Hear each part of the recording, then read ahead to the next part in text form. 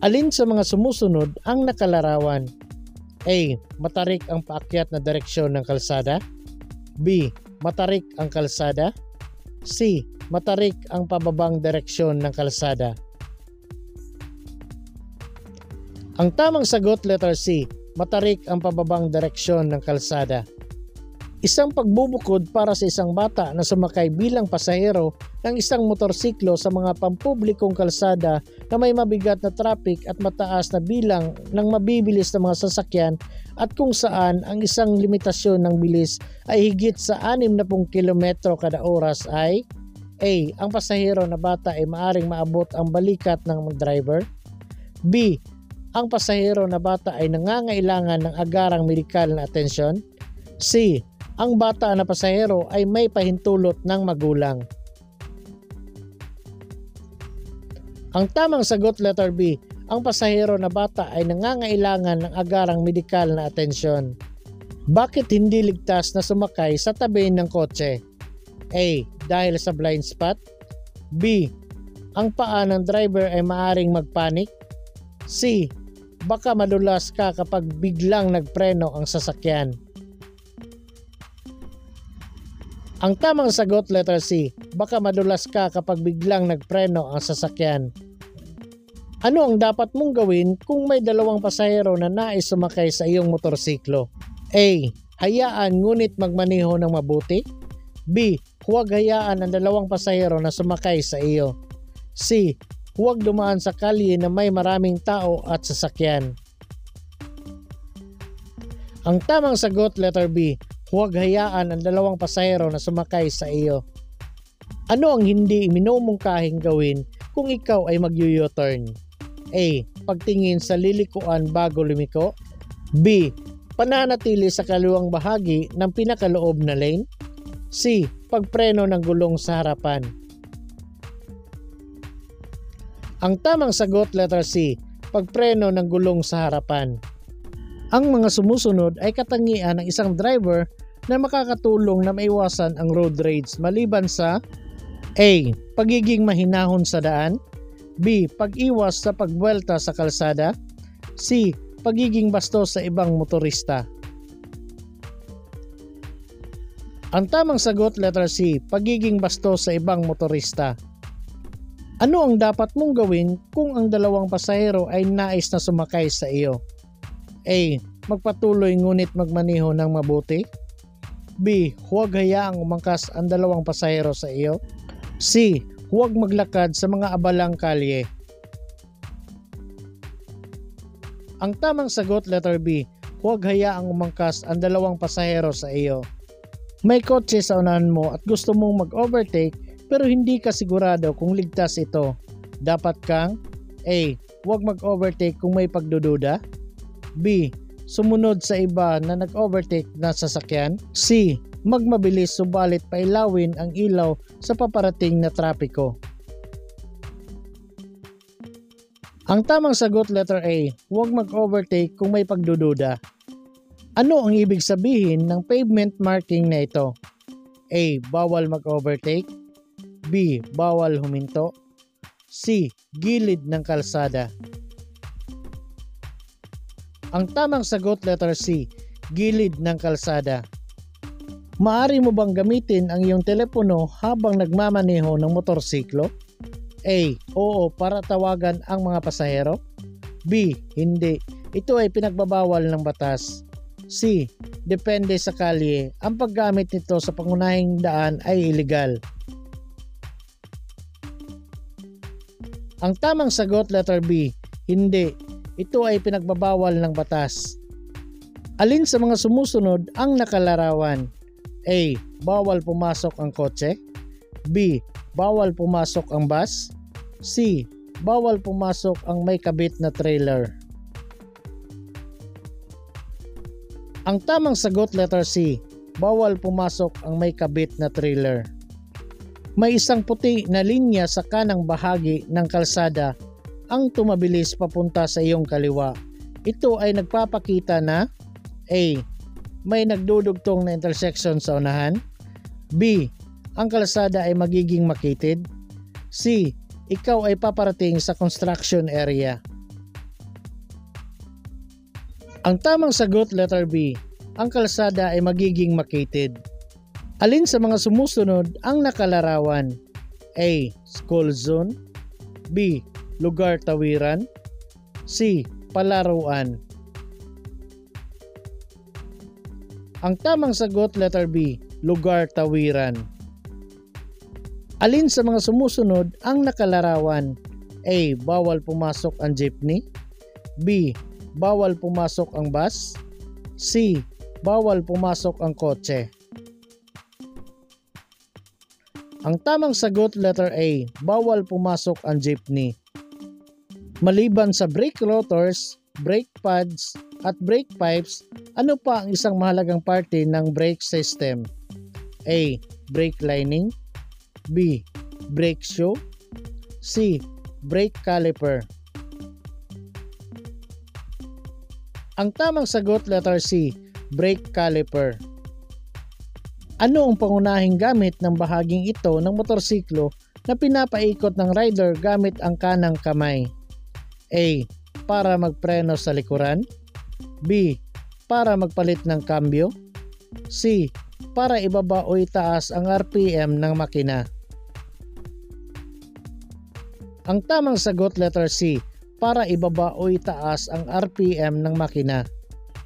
Ano ang ibig sabihin ng baliktad na tatsulok na may pulang border? A. Huminto at magpatuloy. B. Magdahan-dahan. C. Magbigay ng karapatan sa daan. Ang tamang sagot letter C, magbigay ng karapatan sa daan. Ano ang nilabag ng rider na ito? A. Smoke belching. B. Pillion riding low. C. Excess passenger. Ang tamang sagot letter C, excess passenger. Ano ang ibig sabihin ng ilaw trapiko na ito? A. Humanda sa paghinto. B. Huminto kapag nagpalit ng pula. C. Huminto kung kinakailangan. Ang tamang sagot letter A, humanda sa paghinto. Ano ang dapat suriin ng driver ng motorsiklo? A. Saddlebag, top box, oil ng makina, transmission fluid, pedal ng preno, speedometer. B. Reserbang gulong, brake pads at shoes, silinyador. C. Ang kabuuang kondisyon ng sasakyan bago bumiyahe. Ang tamang sagot letter C, ang kabuuang kondisyon ng sasakyan bago bumiyahe. Aling larawan ang nagpapakita ng obstruksyon ng paglabag? A. B. Or C. Ang tamang sagot letter C. Ano ang dapat na sukat ng pinasadyang registered box o carrier ng motorsiklo? A. 2 feet by 2 feet by 2 feet. B. 2.5 feet by 2.5 feet by 2.5 feet. C. 3 feet by 3 feet by 3 feet. Ang tamang sagot letter A, 2 feet by 2 feet by 2 feet. Alin sa mga sumusunod ang ipinagbabawal? A. Pagkabit ng top box na kayang maglaman ng dalawang full face na helmet. B. Pagkabit ng top box na kayang maglaman ng tatlong helmet na full face. C. Pagkabit ng top box na kayang maglaman ng isang helmet na full face. Ang tamang sagot letter B, pagkabit ng top box na kayang maglaman ng tatlong helmet na full face. Ayon sa Republic Act 10666, ano ang pinakamataas na parusa sa pagmamaneho ng motorsiklo na may nakasakay na bata? A. Direktang pagtanggal ng lisensya sa pagmamaneho. B. Multa at 3 buwan na pagsuspende ng lisensya sa pagmamaneho. C. Multa at 6 na buwan na pagsuspende ng lisensya sa pagmamaneho. Ang tamang sagot letter A, direktang pagtanggal ng lisensya sa pagmamaneho. Ano ang dapat na kulay ng headlamp o headlight ng motorsiklo? A. Pula o dilaw. B. Dilaw o asol. C. Puti na medyo dilaw o dilaw. Ang tamang sagot, letter C. Puti na medyo dilaw o dilaw. Ayon sa Republic Act 11235, kinakailangan ng driver na maglagay sa kanilang motorsiklo ng A. Dalawang plaka, isa sa harap at isa sa likod. B. Isang plaka sa likod. C. Tatlong plaka, isa sa harap, isa sa likod at isa sa gilid. Ang tamang sagot, letter A. Dalawang plaka, isa sa harap at isa sa likod. Ang dalawa o higit pang motorsiklo na kasamang magbiyahe ay dapat magmaneho A. Sa sariling landas. B. Sa isang linya. C. Sa isang staggered formation. Ang tamang sagot, letter C. Sa isang staggered formation. Ang palatandaan na ito ay indikasyon na A. Ikaw ay papasok sa intersection. B. Paparating sa monumento ni Bonifacio. C. Ikaw ay paparating sa rotonda o roundabout. Ang tamang sagot, letter C. Ikaw ay paparating sa rotonda. Alin sa mga sumusunod ang nakalarawan? A. May tawiran ng tren sa unahan. B. May ilaw trapiko sa unahan. C. May stop na palatandaan sa loob ng 150 metro sa unahan. Ang tamang sagot, letter B. May ilaw trapiko sa unahan. Ang mga puting linya sa daan ay A. Naghahati sa lanes na tumatakbo sa isang direksyon. B. Naghihiwalay sa trapiko na tumatakbo sa isang direksyon. C. Palatandaan na maaring lumusot ng pakanan o pakaliwa. Ang tamang sagot, letter B. Naghihiwalay sa trapiko na tumatakbo sa isang direksyon. Ikaw ay nasa no passing zone kapag ang gitna ng kalsada ay may marka na A. Dilaw na linyang putol-putol. B. Puti na linyang putol-putol. C. Dalawang dilaw na linya. Ang tamang sagot, letter C. Dalawang dilaw na linya. Ang palatandaan na ito ay indikasyon na A. Manatili sa pinakakanang bahagi ng kalsada. B. Palapad ang kalsada sa unahan. C. Papalupot ang kalsada sa unahan. Ang tamang sagot, letter A. Manatili sa pinakakanang bahagi ng kalsada. Habang nagmamaneho ng pataas, ano ang kailangan mong gawin kung sira ang iyong clutch cable at hiwa sa dalawa?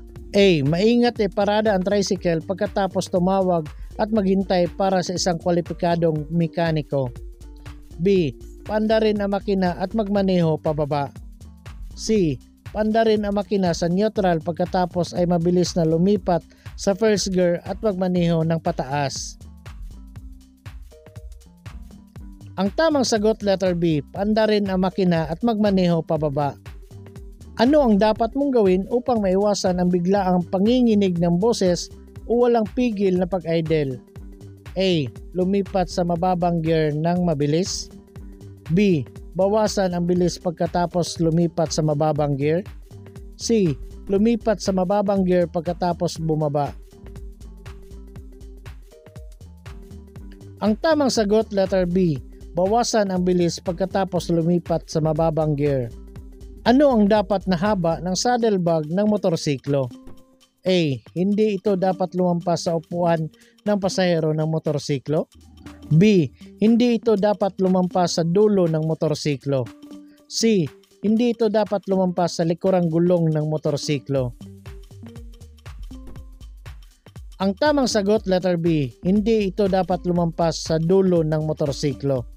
Anong kasuotan ang pinapayagang gamitin kung ikaw ay sasakay sa motorsiklo upang maiwasan ang banggaan lalo na kung gabi?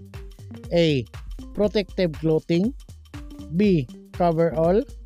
C. Matingkad na kasuotan. Ang tamang sagot, letter C. Matingkad na kasuotan. Alin sa mga sumusunod ang nakalarawan? A. Bawal dumaan ang train. B. Daang tren. C. Babala ng sangang daan.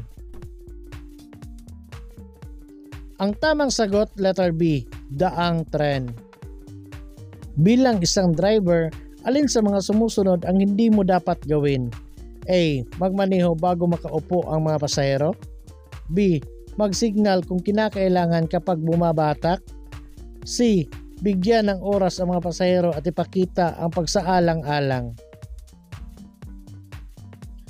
Ang tamang sagot, letter A. Magmaneho bago makaupo ang mga pasahero. Ano ang dapat na suriin ng mabuti nang sumasakay sa motorsiklo? A. Saddlebag. B. Ekstrang gulong. C. Kondisyon ng motorsiklo. Ang tamang sagot, letter C. Kondisyon ng motorsiklo. Ayon sa Republic Act 10054, ano-ano ang may tuturing na standard protective helmet pang motorsiklo? A. Ang angkop na helmet na aprobado ng LTO at LTFRB. B. Mga helmet na sumusunod sa mga itinakdang kwalifikasyon ng DTI. C. Mga helmet na binibigay at ibinebenta ng mga otorisadong nagbebenta ng motorsiklo. Ang tamang sagot, letter B. Mga helmet na sumusunod sa mga itinakdang kwalifikasyon ng DTI. Ilang auxiliary light kagaya ng LED ang maaaring ikabit sa motorsiklo? A. 4. B. 3. C. 2. Ang tamang sagot, letter C. 2. Anong mga palatandaan ang nagbibigay kaalaman at payo sa mga gumagamit ng kalsada tungkol sa mga direksyon, distansya, ruta, lokasyon ng mga serbisyo para sa mga gumagamit ng kalsada at sa mga lugar na nagnanais puntahan? A. Mga sinyas na nagbibigay kaalaman. B. Mga babala. C. Mga palatandaan ng regulasyon. Ang tamang sagot, letter A. Mga sinyas na nagbibigay kaalaman. Aling diagram ang tama? A. B. Or C? Ang tamang sagot, letter B. Alin sa mga sumusunod ang dapat nasa mabuting kondisyon kapag nagmamaneho? A. Velocimetro. B. Chain train. C. Lahat ng nabanggit. Ang tamang sagot, letter C. Lahat ng nabanggit. Alin sa mga sumusunod ang nakalarawan?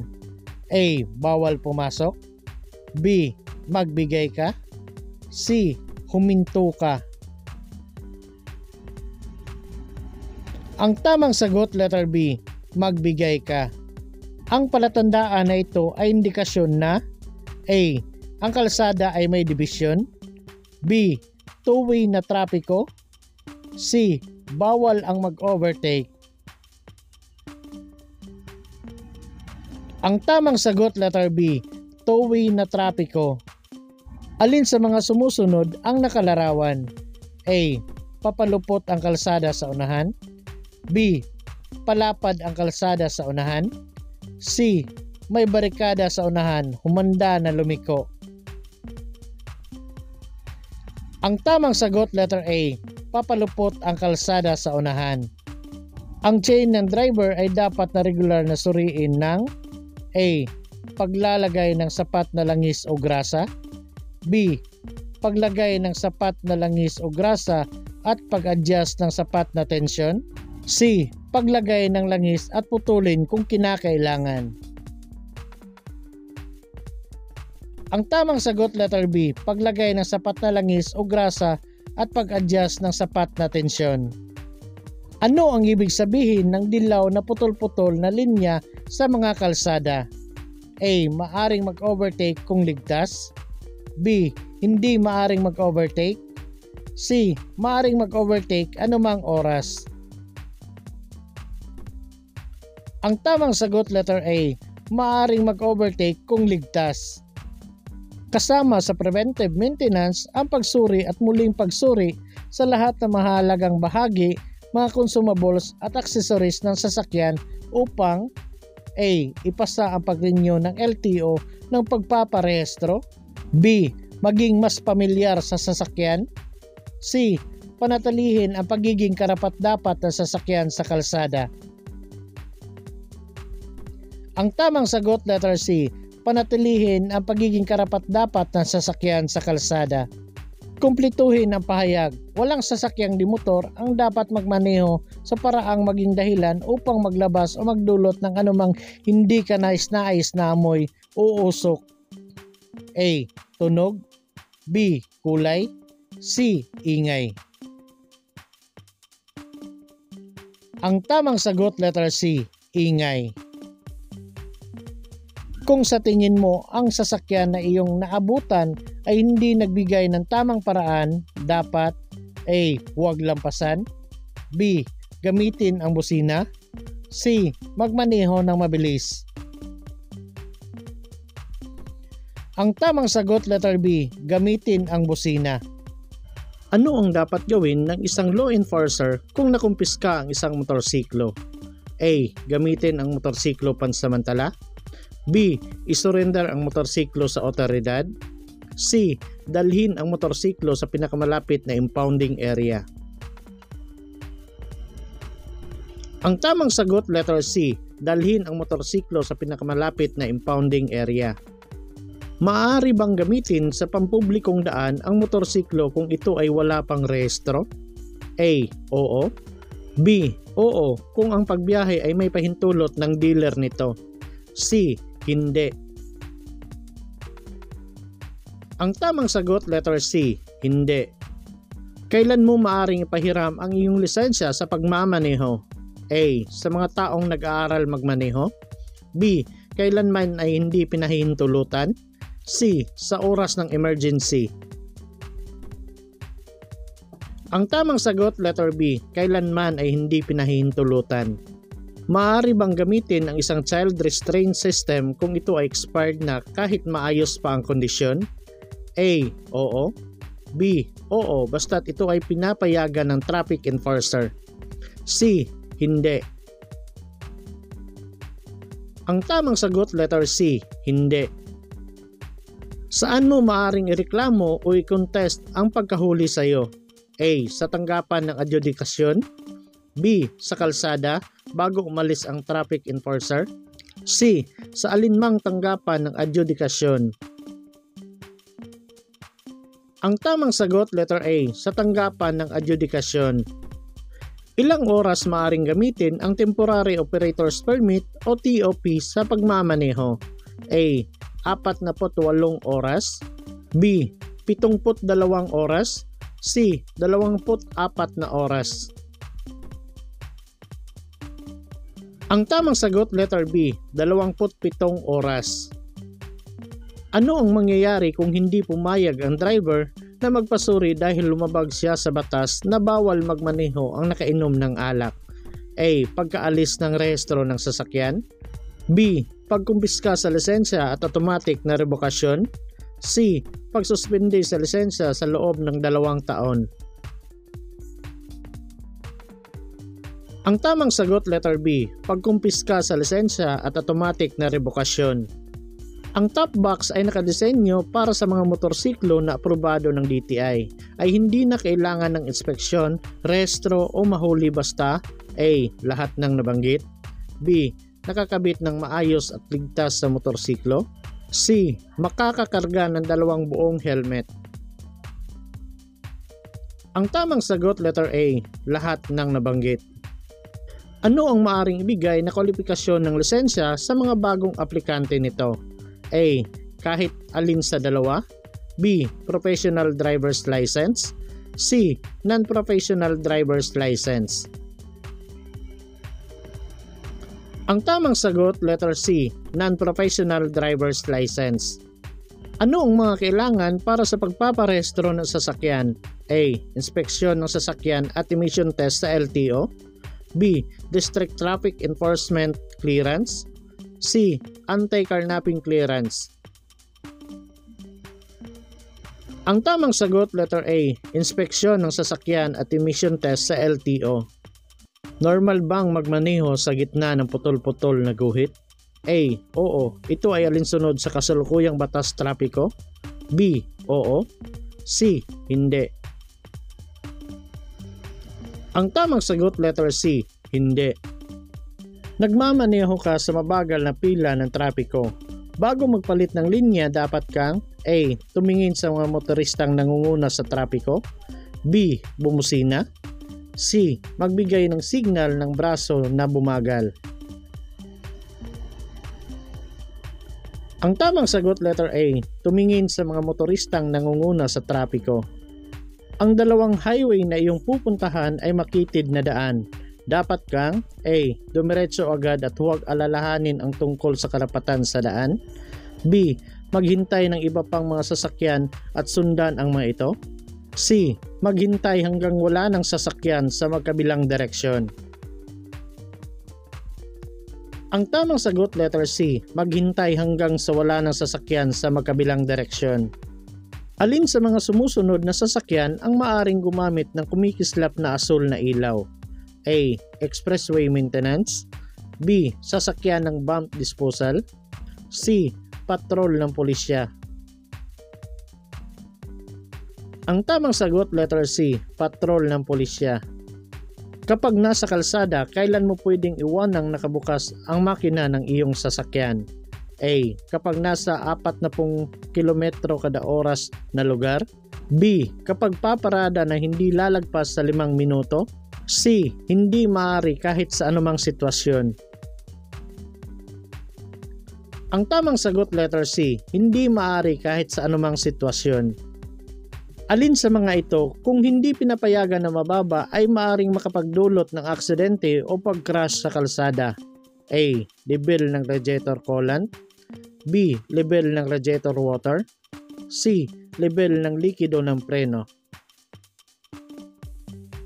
Ang tamang sagot letter C. Level ng likido ng preno. Ito ay traffic sign na octagonal ang hugis. A. Paradahan. B. Lugar ng sasakyan at babaan. C. Babala ng pagtigil. Ang tamang sagot letter C. Babala ng pagtigil. Sa ilalim ng batas, ano ang iba pang sanhi na maaring makaapekto sa iyong kalagayan sa pagmamaneho maliban sa mga inuming nakakalasing? A. Kumakain habang nagmamaneho. B. Mapanganib na ilegal na droga. C. Pakikinig ng malakas na musika. Ang tamang sagot letter B. Mapanganib na ilegal na droga. Ang 30 araw na suspensyon ng lisensya sa pagmamaneho ay papataw kung A. Kung ang paglabag sa trapiko ay mabigat. B.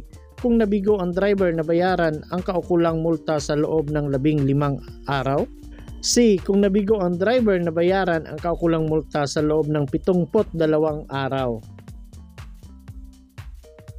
Ang tamang sagot letter B. Kung nabigo ang driver na bayaran ang kaukulang multa sa loob ng 15 araw. Ano ang maaring mangyari kung ipagwalang bahala ng driver ang sinyas trapiko? A. Aksidente o road crash. B. Wala. C. Sasaya ang mga pasahero. Ang tamang sagot letter A. Aksidente o road crash. Ano ang ibig sabihin ng patay sinding kulay dilaw na ilaw trapiko? A. Huminto sa tamang hintuan. B. Magpatuloy ng maingat. C. Magmaneho ng may tulin na 40 kilometro kada oras. Ang tamang sagot letter B. Magpatuloy ng maingat. Saan dapat ilagay o ikabit ang plaka ng motorsiklo? A. Sa likuran ng motorsiklo. B. Sa tangke ng gasolina ng motorsiklo. C. Sa takip ng tangke ng motorsiklo.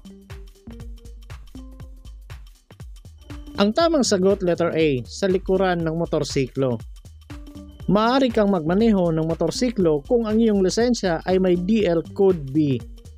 A. Hindi, maliban kung pinapahintulutan ng traffic enforcer. B. Oo. C. Hindi. Ang tamang sagot letter C. Hindi. Ano ang dapat gawin ng isang driver pagkatapos niya mag-overtake sa isang sasakyan? A. Tumingin sa mata ng driver. B. Manatiling magmaneho sa nasabing lane. C. Bumalik sa orihinal na lane ng maingat. Ang tamang sagot, letter C. Bumalik sa orihinal na lane ng maingat. Mandatory na dalhin ng mga driver ng kotse anong uring siguro insurance? A. Komprehensibo. B. Third party. C. Lahat ng nabanggit. Ang tamang sagot, letter B. Third party. Kailan ginagamit ang Alcohol Breath Analyzer or ABA? A. Kung ang driver ay pumasa sa lahat ng field sobriety test. B. Kung ang driver ay bumagsak ng isa sa mga field sobriety test. C. Kung pinilit ng enforcer na gamitin ang ABA test. Ang tamang sagot, letter B. Kung ang driver ay bumagsak ng isa sa mga field sobriety test. Ano ang dapat gawin ng isang driver kung ang isa pang sasakyan ay gustong mag-overtake? A. Tumabi sa gilid ng kalsada. B. Bilisan ang takbo. C. Ipagpatuloy ang naturang bilis. Ang tamang sagot, letter C. Ipagpatuloy ang naturang bilis. Ano ang dapat gawin ng isang driver habang siya ay nagmamaneho sa pampublikong kalsada? A. Pagsagot sa tawag sa pamamagitan ng pag-text para makaiwas sa sakuna sa kalsada. B. Sagutin ang tamang tanong ng mga pasahero ng maligalig. C. Mag-concentrate sa manibela at sa kalsada. Ang tamang sagot, letter C. Mag-concentrate sa manibela at sa kalsada. Saan madalas makita ang mga ganitong senyas trapiko? A. Bago umabot sa tulay. B. Bago magpalit ng lane. C. Sa poste na tawiran ng tao. Ang tamang sagot, letter C. Sa poste na tawiran ng tao. Ano ang mga kailangan sa pagpaparehistro ng sasakyan? A. Emission at police clearance. B. Driver's license at NBI clearance. C. Inspeksyon ng sasakyan at emission test sa LTO. Ang tamang sagot, letter C. Inspeksyon ng sasakyan at emission test sa LTO. Ano ang kahulugan ng sinyas trapiko na ito? A. Mga motorsiklo lamang. B. Mga motorsiklo na walang angkas lamang. C. Bawal ang mga motorsiklo. Ang tamang sagot, letter C. Bawal ang mga motorsiklo. Ano ang dapat mong gawin pagkatapos mag-park at bago bumaba sa sasakyan? A. Isara lahat ng mga pintuan. B. I-switch ang parking brake. C. Bumusina. Ang tamang sagot, letter B. I-switch ang parking brake. Ano ang mga pagsusuri na ginagawa upang malaman kung positibo sa alak ang isang driver? A. Pag-check sa mata, paglakad at pagtayo sa isang paa. B. Pag-check sa mata, diretsong pagtakbo, luksong lundag. C. Pagbasa, pag-awit sa lupang hinirang at pag-inom ng 1 litrong tubig. Ang tamang sagot, letter A. Pag-check sa mata, paglakad at pagtayo sa isang paa. Kailan maaring mag-overtake sa isang kurbada? A. Anumang oras na gusto ng driver na mag-overtake. B. Kung ang nakikita ng driver ay nasa 1 kilometro at kung ang kalsada ay walang guhit na nagbabawal mag-overtake. C. Kung ang driver ay makikita niya ang 150 metro at walang sinya sa kalsada na nagbabawal mag-overtake. Ang tamang sagot, letter C. Kung ang driver ay makikita niya ang 150 metro at walang sinya sa kalsada na nagbabawal na mag-overtake. Sa pangkaraniwan, anong sasakyan ang maaaring gumamit ng pangatlong linya ng expressway? A. Para sa mga trucks at buses. B. Sa overtaking lamang. C. Mga kotse lamang. Ang tamang sagot, letter A. Para sa mga trucks at buses. Sino ang may pananagutan kung ang isang motorsiklo ay ginamit sa krimen? A. May-ari, driver at backrider. B. Driver lamang. C. Driver at sakay nito. Ang tamang sagot, letter A. May-ari, driver at backrider. Sino ang mananalo kung ang bawat partido ay hindi malampasan ang stress o tensyon? A. Insurance company. B. Opisyal ng adjudikasyon. C. Wala sa agresibo o sa biktima. Ang tamang sagot, letter C. Wala sa agresibo o sa biktima. Ilang metro ang lampas na haba sa sasakyan ng kargada para lagyan ito ng pulang bandera? A. Mahigit sa 0.5 metro. B. Mahigit sa 1.0 metro. C. Mahigit sa 1.5 metro. Ang tamang sagot, letter B. Mahigit sa 1.0 metro. Kasama sa preventive maintenance ang pagsusuri ng sasakyan ng mahahalagang bahagi, mga consumables at accessories ng sasakyan upang A. Ipasa ng LTO ang pag-renew ng pagpaparehistro. B. Maging mas pamilyar sa sasakyan. C. Mapanatili ang pagiging karapat-dapat ng sasakyan sa kalsada. Ang tamang sagot, letter C. Mapanatili ang pagiging karapat-dapat ng sasakyan sa kalsada. Anong linya ang dapat mong gamitin sa trail lane na expressway kung ikaw ay nagmamaneho ng kotse? A. Sa unang lane. B. Pangalawang lane. C. Pangatlong lane. Ang tamang sagot, letter B. Pangalawang lane. Ano ang kailangan mong gawin kung masundan mo ang truck na may ganitong kumukurap-kurap na sinyas sa kanyang likuran? A. Magmaneho papalayo sa truck. B. Dumaan sa kanyang linya. C. Dumaan sa kaliwang linya. Ang tamang sagot, letter C. Dumaan sa kaliwang linya. Ayon sa Republic Act 4136, alin sa mga sumusunod ang maksimum na nararapat na bilis sa mga malawak na pambansang kalsada? A. 80 km kada oras. B. 100 km kada oras. C. 60 km kada oras. Ang tamang sagot, letter A. 80 km kada oras. Ano ang dapat mong dalhin kung magmamaneho? A. Lisensya, rehistro at resibo ng huling pinagbayaran ng sasakyan sa LTO. B. Lisensya. C. Lisensya at papel de siguro ng sasakyan. Ang tamang sagot, letter A. Lisensya, rehistro at resibo ng huling pinagbayaran ng sasakyan sa LTO. Ang pagmamaneho ng walang lisensya ay pinagbabawal ng batas at may kaparusahang A. 500 pesos. B. 500 pesos at pagka-impound ng sasakyan ng hindi hihigit sa 10 araw. C. 750 pesos. Ang tamang sagot, letter C. 750 pesos. Ang driver ay tinuturing na professional kung A. Kaya niyang magmaneho ng kahit anong uri ng sasakyan. B.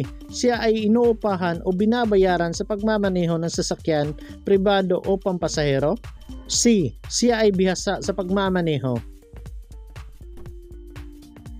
Ang tamang sagot, letter B. Siya ay inuupahan o binabayaran sa pagmamaneho ng sasakyan, pribado o pampasahero. Ano ang takdang tulin ng isang sasakyan sa lugar ng paaralan? A. 35 km per hour. B. 20 km per hour. C. 30 km per hour.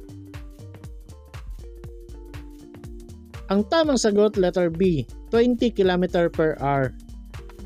Tungkulin ng driver na masiguro na A. Upang suriin ang sasakyan para sa anumang mga item na naiwan sa loob matapos na ang pasahero ay nakabalik ng sabay-sabay.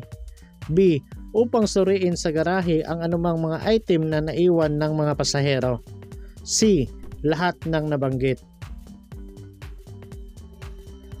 Ang tamang sagot, letter A. Upang suriin ang sasakyan para sa anumang mga item na naiwan sa loob matapos na ang pasahero ay nakabalik ng sabay-sabay.